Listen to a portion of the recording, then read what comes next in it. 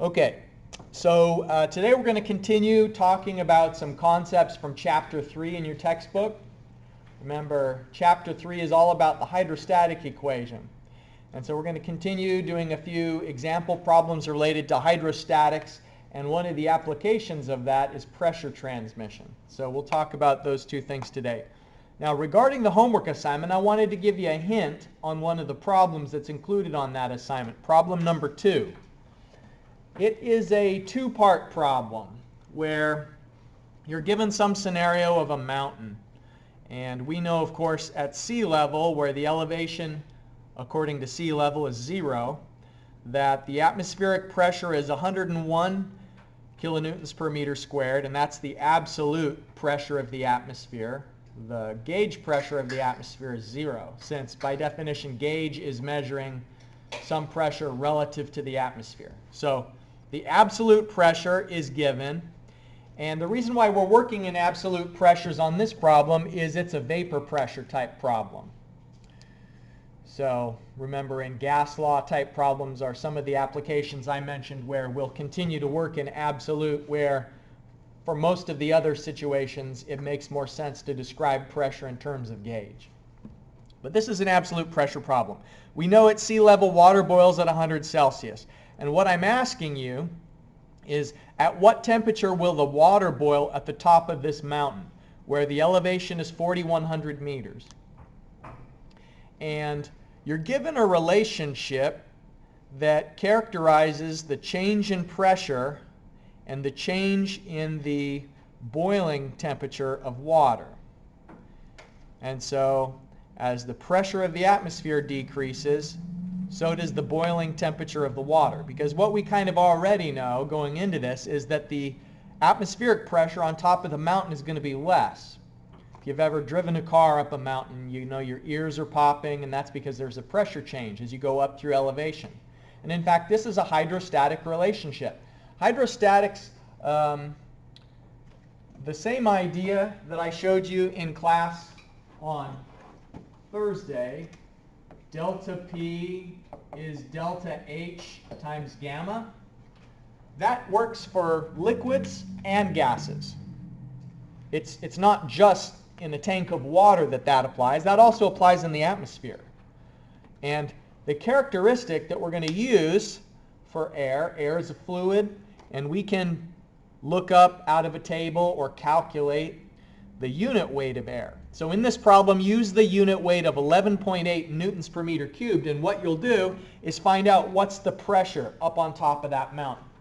And then once you've got the pressure, you can use this slope to determine what is the boiling temperature of water up above.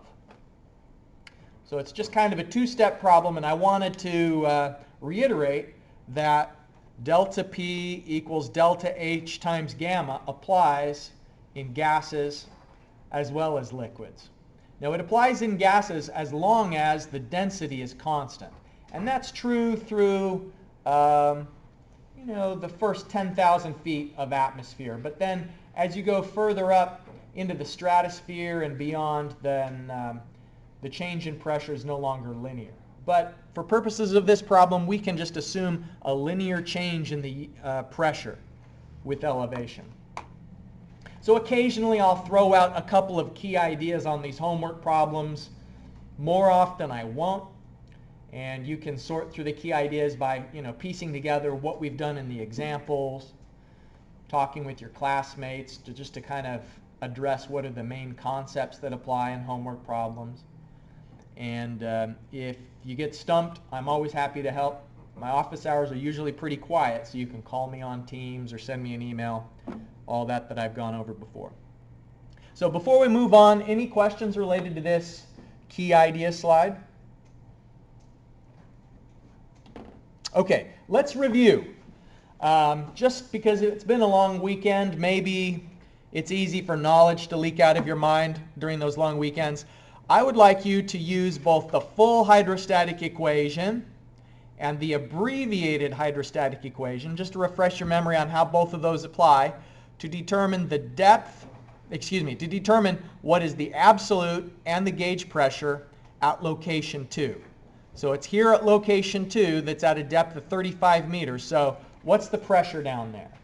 What's the gauge pressure? And what's the absolute pressure? So let me pause for a moment, give you a chance to dust out the cobwebs from your mind, apply the hydrostatic equation. Remember, we start where we know something. You start where something is known and work towards the unknown.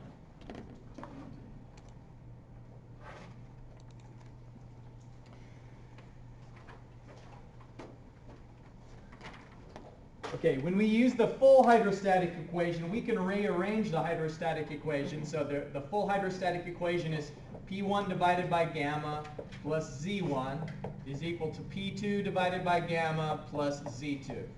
So just rearranging that to solve for P2, P2 is gamma times P1 divided by gamma plus Z1 divided by, minus Z2. So it's essentially the difference in the elevation that's going to affect the difference in pressure here. So 9810 is the Newton per meter cubed for water. The pressure at 1 is 0, so that first term P1 divided by gamma is 0. And then just the elevation difference, 50 meters minus 15 meters. So it means we're essentially going 35 meters down through the fluid. So the gauge pressure is going to be 350 newtons per meter squared. Did anybody else already get the gauge pressure, that same value for the gauge pressure? Yeah. Good. And then, of course, to find the absolute pressure, so P2 absolute, we just take the P gauge plus the pressure of the atmosphere. So the gauge pressure is 350 pascals, and the atmospheric pressure is 101,325 pascals, and the combined effect of those two, the absolute pressure is 444,675 pascals. So that's the absolute pressure at location 2. Now that was the full hydrostatic equation. But you know, it has a few extra steps that we don't necessarily need to go through. If we're just going to apply the delta P is delta H times gamma, it's a little bit simpler because we can just by inspection from the information given in the drawing, we can tell that the delta H is 35 meters and the unit weight of water 9810 newtons per meter cubed. So the change in pressure as we go downward through that fluid is 350 pascals. And then the same thing, to find the absolute, we simply add the 101,325 pascals to that to find the absolute based on the gauge. We're going to start talking about manometers in class on Thursday, and when we do, it will be the sequential and successive application of this problem, the abbreviated hydrostatic equation, because manometer problems are essentially following changes in pressure as you go up and down through a fluid in a kind of circuitous route. Before we move on from this example, are there any questions? Hopefully that seems pretty familiar. Remember it from last time. Now, it applies not just in the lab, but out in the real world as well. And let's just, as a thought experiment, let's say, what if we connected a water fountain to a pipe, and that pipe just went straight into the side of a dam? And we know the elevation of the fountain, and we know the elevation of the water surface, and from that we'd like to know what is the internal pressure inside the water fountain. Now when you turn on the water fountain and water starts spraying out of the nozzle, that jet of water that comes out of the nozzle is no longer pressurized. So what I'm talking about isn't the pressure inside the water jet when you turn on the fountain. I'm talking about what's the water pressure inside the fountain before you press the button? Essentially, what pressure would be driving the water through that nozzle? So this question is saying the pressure in the fountain, and it's just going to be an application of the hydrostatic equation. It's just as simple as finding the delta elevation, so delta H, and multiplying it by the unit weight of the fluid in question. So again, this is water, so it's the same 9810 unit weight that we've used before.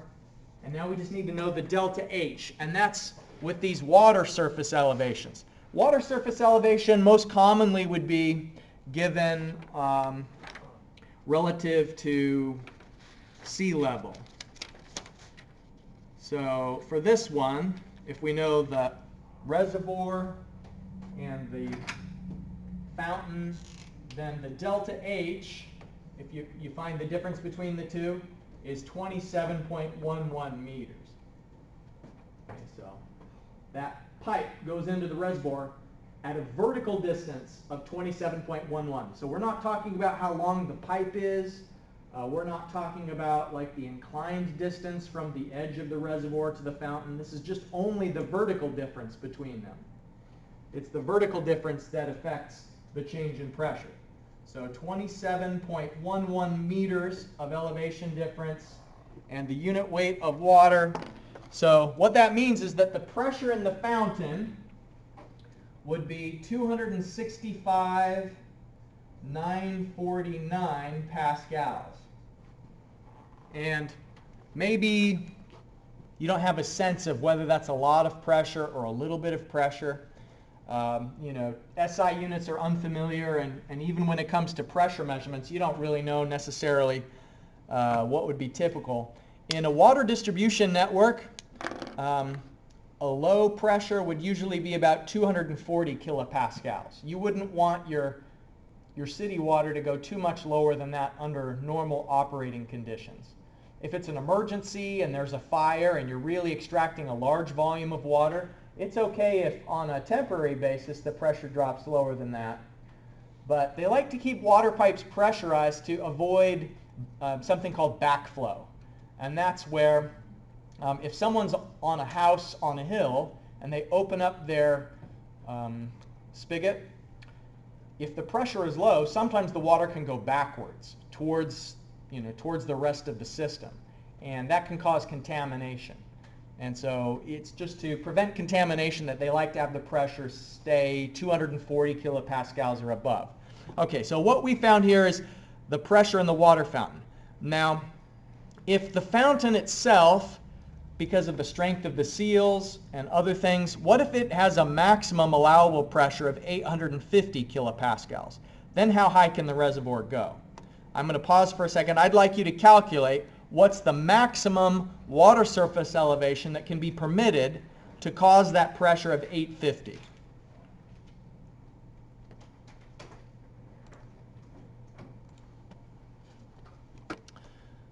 Okay, so in the first part, part A, we found that the change in pressure under the elevations that are described as 265 kilopascals essentially. And if the maximum pressure allowable is 850, then what that means is we can allow the water level to go higher than it is right now, because it's only at 265 kilopascals at this current elevation.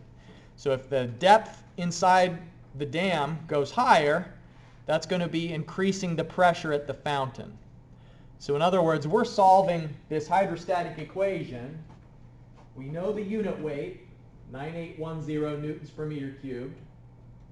And we know the delta P is 850. So you're just solving for what delta H will cause a delta P of 850. So rearranging to solve for delta H, it should be 86.65 meters of elevation increase. And if you add that to the base elevation of the fountain, so we know the fountain was at 588.36, and so an additional 86.65 above that, 675 meters. All right, now this last part is kind of a thought question. What happens if the pipe is longer? How would that affect the static pressure? Yeah? It wouldn't, because it only depends on the height of the water. Exactly right. It wouldn't. Yeah. So when the water isn't flowing, this hydrostatic equation applies. But as soon as you push the button on the fountain and the water starts to flow, then there's a different equation that describes the pressure inside the fountain. And we're going to learn that information in Chapter 7, and we spend a lot of time in Civil Engineering 331 next spring talking about change in pressure as water flows through a pipe network. So it actually gets pretty complicated. I think it's a fun mathematical problem, just kind of a series of brain teasers to find out what the pressure would be. But the reason why is that there's pipe friction. The water, as it flows through the pipe, the water that's just right in contact with the pipe, like at the edge, experiences a drag effect because of the viscosity of the fluid, and the water that's right at the boundary of the fluid in the pipe wants to stay stationary. And so there's some energy that's lost as water goes through a pipe. But as long as conditions are static, meaning there's no flow, then it's as simple as the hydrostatic equation. Okay, so any questions about these concepts? Let's talk about pressure transmission. I think that, so this is a figure that comes from your book. And it's something I'm sure everybody here has seen before. If you've ever gone into an auto repair shop, you've seen the pneumatic or hydraulic lifts that can raise and lower cars. And honestly, I think that's the main advantage that a professional repair shop has over doing it yourself is if you've ever changed the oil or done anything else, it's just such a nuisance to pull yourself under the car, and you've got maybe 1 inch between yourself and the bottom of the oil pan. You're getting burned and everything. But when you go to a repair shop, they can lift it up, and it's just like screwing in a light bulb sometimes if you've got the easy access to it. But the way it works is they flip a switch and the car goes up. But why? Let's think about what's happening here. Now, obviously, this represents a compressor. So this part of the diagram here is just an air compressor that it's a pump of some sort that's taking air from the room and it's putting it into the tank.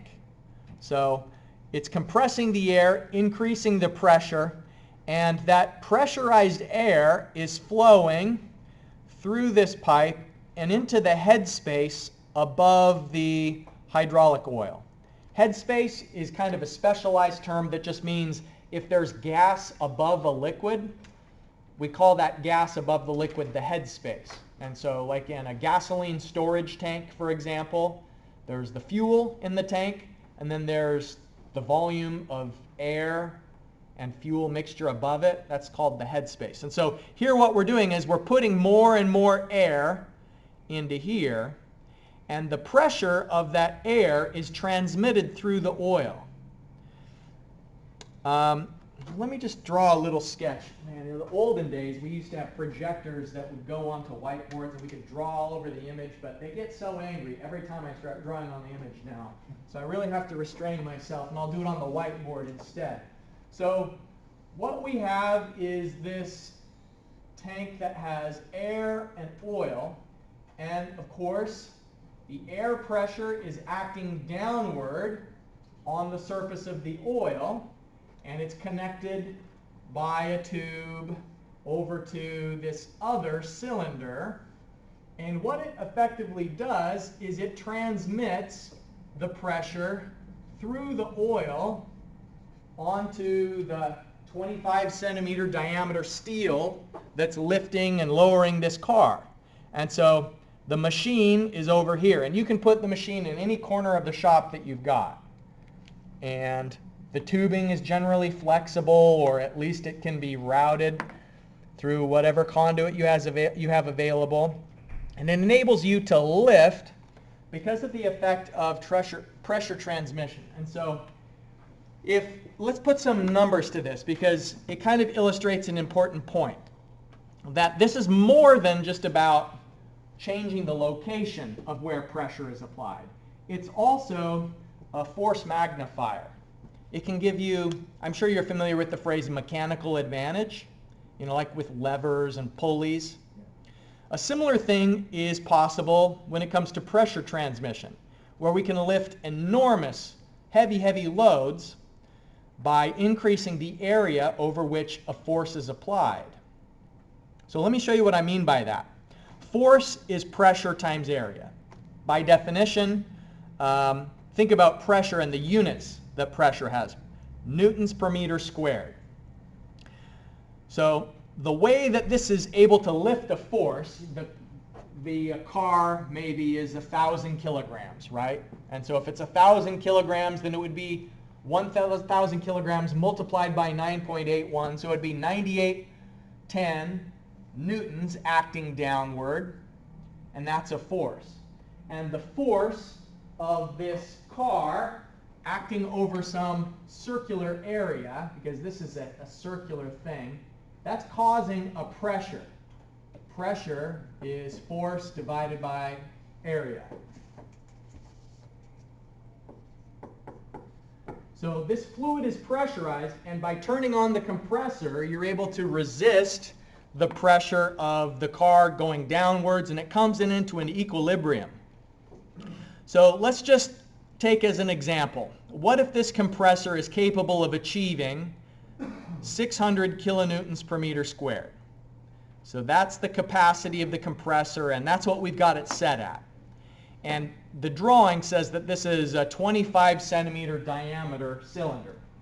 Of course, we know that area is pi d squared divided by 4. And so I've just saved you the trouble of punching those numbers into your calculator here. For a 25 centimeter diameter cylinder, that gives us a cross-sectional area of 0.04909. So what force is applied to lift up the car if the system is pressurized at 600 kilonewtons per meter squared, and we know the area that it's acting over? So just to clean up the drawing a little bit here, we've got this surface. It's a circular surface, and there's a pressure. The pressure is 600 kilonewtons per meter squared. And so what force is there that's lifting the car up? Well, the force would simply be the 600,000 newtons per meter squared, and then the area that it's acting over, 0.04909 meters squared. So we can multiply those together, and let's see, I'm sure I've got that here somewhere.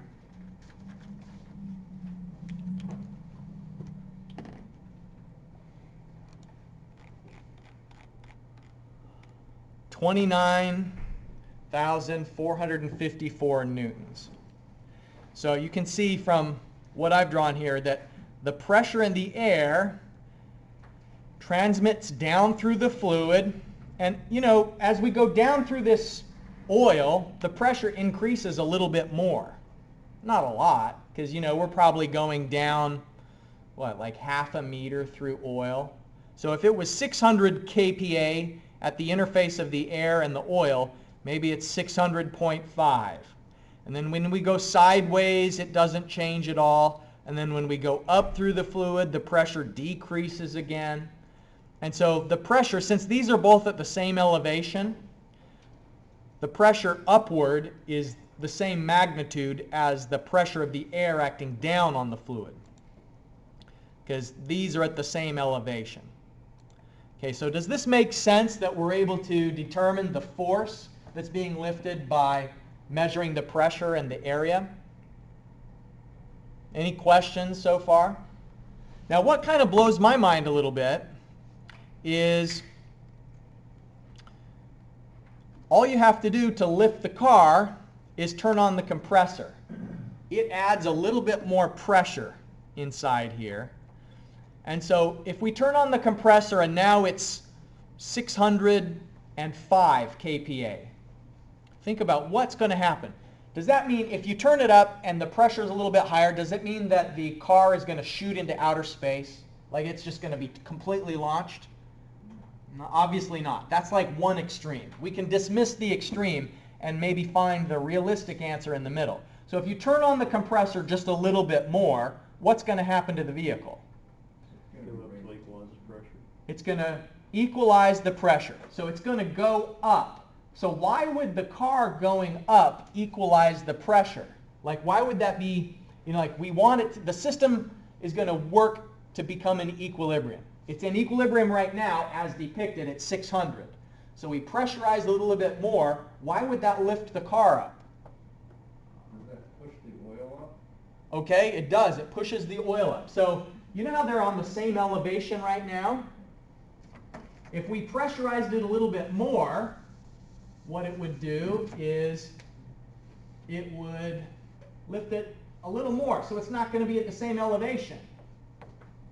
Like it would find this delta H, the extra distance, is going to be related to, what's that equation we've used before? Delta P is delta H times gamma. So delta H is delta P divided by gamma. So if we put in an extra 5 kilopascals, it's going to lift it some distance that's equivalent to the pressure change that you get through a certain elevation difference of oil. So it would depend on the unit weight, and we don't know here. We're not told what's the unit weight of oil. It varies. Usually oils are about 80% as dense as water. So if we gave it some extra pressure, the point is, it's just hydrostatics. It would lift the car, and then the car would stop lifting when it comes into equilibrium. It wouldn't keep lifting forever just because you put in a little more pressure. But it also wouldn't stay the same elevation. There would be a reaction. It would lift up according to the pressure change divided by gamma. Does that make sense? Okay. Now, here's the really mind-boggling thing. What if we change the diameter of that steel cylinder?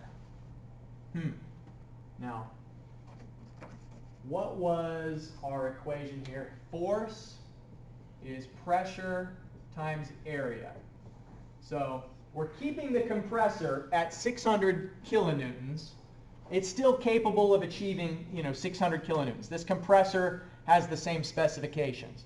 Well, what would happen to our lifting capacity if we doubled the diameter? It would double. It would increase, but would it double? Because remember, area is pi d squared divided by 4. So when you double the diameter of a circle, you quadruple its cross-sectional area. Let's just verify that for ourselves. I calculated that the area is 0.04909. What if it's now 0.5 centimeters, 0.5 meters? Okay, so pi 0.5 meters squared divided by 4. Can someone run the numbers on that? I see several calculators out, which I like. I'm glad to see calculators. 0.1968 meters squared. Okay, so yeah, it's a factor of 4. When you double the diameter, the area is 4 times larger. So our lifting capacity before, how much were we lifting previously? When it was at 600 kPa, we were lifting 29,454 newtons. That's about 3,000 kilograms. That's pretty heavy. Like, that's a Mercedes, right? That's a G-Wagon. That's a heavy car. So, but if you double the diameter, you're quadrupling the lifting capacity. So, did I calculate that? No. 4 times as much. So, like 120,000 newtons is what you'd be able to lift. And so, like earlier, what I was saying is that there's a mechanical advantage here. Like if you're trying to lift something, you can use a really long, well, if you're trying to get like the lug nuts off a car, you'd use a breaker bar, which is a really long wrench that gives you a good mechanical advantage. You don't have to push down as hard to get the same effect. So here, if you don't have a compressor that's strong enough, you can just get it to act over a larger area. So this applies in a lot of interesting ways. Everything from hydraulic jacks to like, what are those things called? Landing craft air cushion, like hovercrafts also use this pressure transmission as a mechanical advantage thing. All right, so let's talk about a hydraulic jack. This is going to be kind of an interesting example that we'll spend some time on. We're going to slow down on this one and not rush it because it's a valuable lesson. We have a lot to learn from this example. Okay, so we've got a jack, and we know that the force we're going to apply on the handle is 100 newtons. Okay, so we're applying 100 newtons here, and we want to know how much can the jack support. There's two different kinds of mechanical advantage being applied here. First of all, there's the effect of a really long handle on the lever, but then also there's a difference in areas down here in the pressure transmission part of it. All right, so what I think we ought to do for this one is I'm going to write some suggested steps on the board for you to calculate what load it can support. And I'd like you to, of course, collaborate with your classmates as you work on this one. Let me just pause the recording for a bit. Okay, so think about what happens when you press down on that handle. So you press down with the force, and because the distance is 33 centimeters from the pivot point to the handle, but then it's only 3 centimeters from B to the pivot point, the force that is being applied downward at B is much larger than the force you're applying with your hand. It's like cracking a walnut, right? I mean, you've seen like a nutcracker before where the handle's long, but yet the mouth of the cracker is much closer to the pivot point. So if we want to actually look at the numbers of that, let me zoom in a bit here so we don't get ahead of ourselves. All right, so the moment analysis here is that the force at B is going to be 1100 newtons for it to be in equilibrium, where you're pressing down with 100, what force would be acting upwards at a reduced distance to be in equilibrium. So 1100 newtons. Now that force up on the bar is the same force that's acting downward on the plunger. So if we look at a picture of this system again, so there's a little piece of steel here that connects the plunger to the bar. And so in the first moment analysis we did, we were just analyzing what's happening with the bar. But when we are when we're looking at the next part in the system, when we're looking at that plunger, the force down is 1100 newtons, and the area over which it's acting we can calculate based on the dimensions. Now, it says the diameter is 1.5 centimeters. My suggestion is always convert things into like areas into meters. If your length is given like centimeters or millimeters, convert that to meters as well. Because ultimately we'd like to know what's the pressure of fluid. So it's just best if we calculate that cross-sectional area in terms of square meters. So I've just, even without writing it as centimeters, substituted the distance into the cross-sectional area formula here. So it's 1 times 10 to the minus 4th meters squared.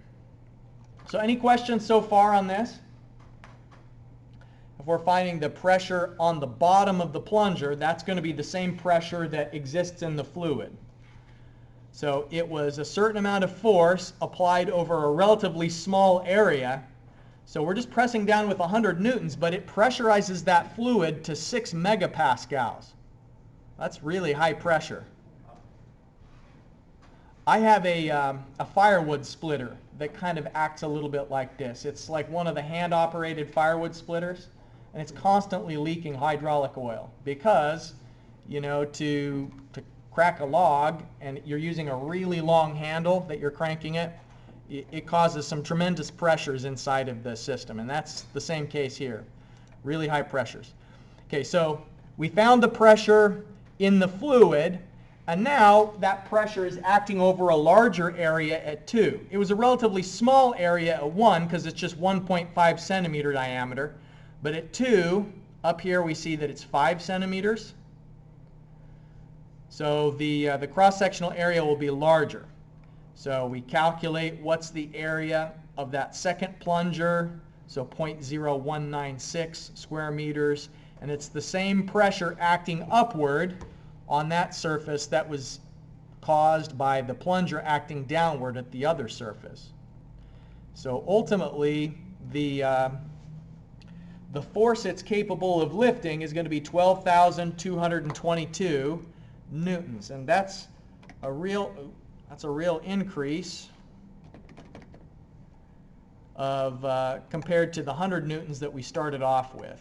So 100 newtons on the handle causes 1,100 newtons at this plunger, and because of the pressure transmission, like the amplification of the lifting force due to pressure transmission, it gets up to 12,222.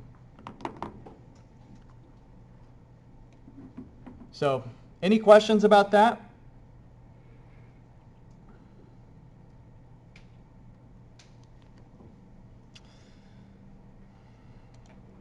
All right.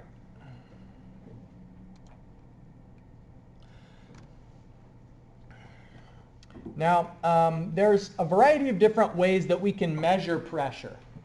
And one of the simplest, if you're talking about water that's flowing through a pipe and you want to know what's the pressure of the fluid in the pipe, one of the easiest ways to monitor that is to simply puncture the pipe and connect a tube to the puncture. And the water, or whatever's flowing through it, it may be that it's oil flowing through the tube or gasoline or mercury or whatever, there's going to be a certain level of liquid that will rise in this tube that we're going to call a piezometer. And that's a reflection of how much pressure is inside the pipe. If the pressure in the pipe is low, then when you puncture the pipe and connect a tube to it, the liquid level will only rise a little bit. If the pressure in the pipe is really high, it's going to push the fluid up, and then it's going to stop when it comes into equilibrium. So remember, when we were talking about the lift, the hydraulic lift that's raising the vehicle up, it doesn't lift forever. It just lifts and then it stops when it's in equilibrium, where the pressures are equaling out. And here, the height of the fluid column causes a pressure that's equal to the pressure inside the pipe. And so a piezometer is one way that you can measure the pressure inside of a pipe. And it's relatively simple to do that. It has some challenges, though. Let's say if we had an observed H of 10 meters, then what would be the pressure in the center of the pipe? So, of course, remember, delta P is delta H times gamma. So if it's a 10 centimeter elevation deflection, and if it is water inside of this pipe, so it would be 10 meters, and the unit weight 9810 newtons per meter cubed. So 98,100 newtons per meter squared would be the pressure. Now, does anybody remember what I said was the minimum typical water pressure inside of a municipal drinking water network? 240 kPa. So this is essentially 98.1 kPa.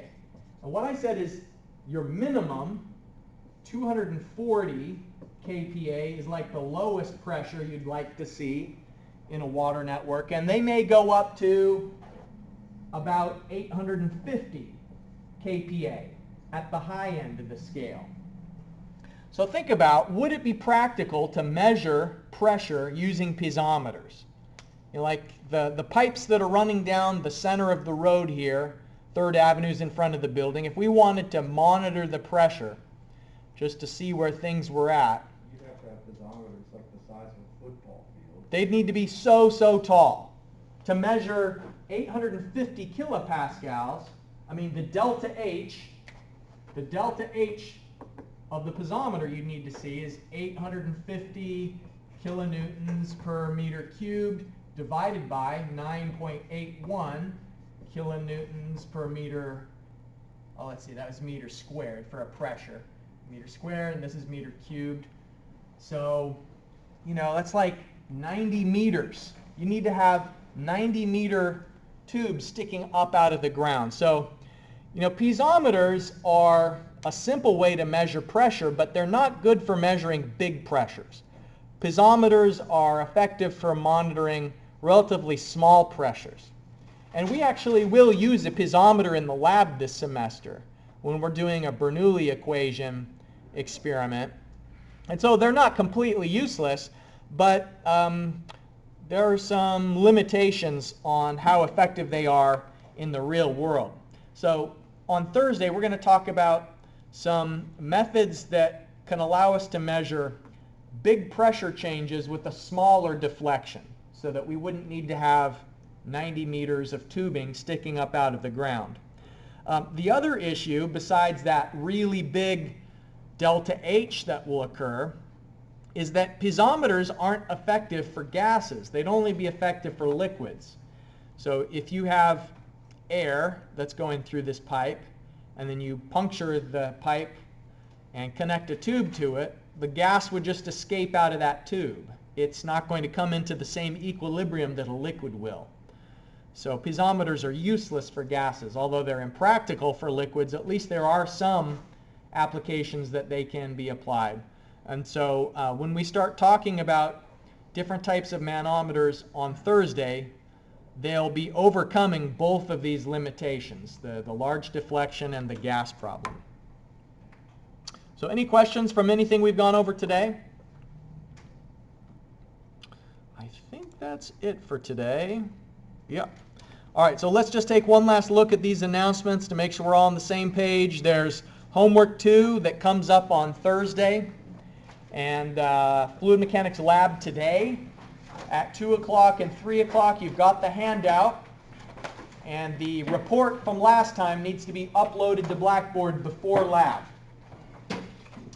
All right, that's it for today. Thank you.